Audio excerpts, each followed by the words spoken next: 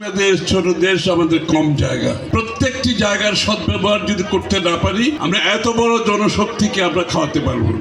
যত দেরি হচ্ছে, পানি যত কম আসছে, তিস্তা তত তাড়াতাড়ি ধ্বংস হয়ে যাচ্ছে। আমাদেরকে তিস্তাকে জীবিত করতে হবে। তিস্তার মাধ্যমে এই অঞ্চলের মানুষের জীবনে প্রাণ সৃষ্টি করতে হবে, উৎপাদন বাড়াতে হবে, মানুষের চাকরি বাকরির সুযোগ করতে হবে।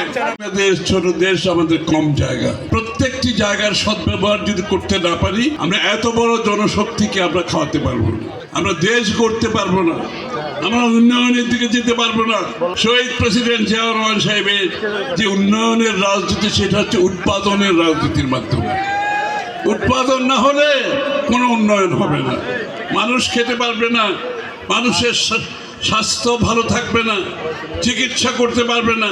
আগামীর বাংলাদেশ, যেই বাংলাদেশ তারেক রহমানের নেতৃত্বে আমরা গড়ে তুলব ইনশাআল্লাহ, আগামীর বাংলাদেশ হবে ভিন্ন বাংলাদেশ।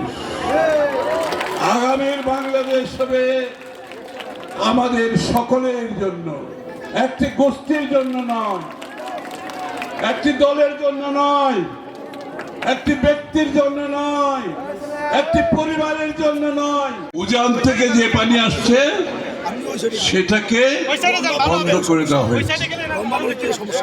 সেখানে বিদ্যুৎ কেন্দ্র, জল বিদ্যুৎ কেন্দ্র করেছে মাত্র ৭৪ মেগাওয়াট। চিন্তা করেন, এমন কোনো বড় কিছু নেই, মাত্র ৭৪ মেগাওয়াটে। প্রশ্নটা হচ্ছে সেই জায়গায় আমি ন্যায্যভাবে যে পানির পাওয়ার কথা, সেই পানি বন্ধ করে দেওয়া হয়েছে। বারবার রিভার কমিশনের কথা বলা হয়, কোনো কিছু হয় না। বারবার আলোচনা হয়, কোনো কিছু হয় না। একবার এই অজুহাত, আরেকবার আরেক অজুহাত, এর মাধ্যমে যুগ যুগ চলে যাচ্ছে। এদিকে তিস্তা মৃত্যুর পথে আছে আজকে তিস্তা। যত দেরি হচ্ছে, পানি যত কম আসছে, তিস্তা তত তাড়াতাড়ি ধ্বংস হয়ে যাচ্ছে।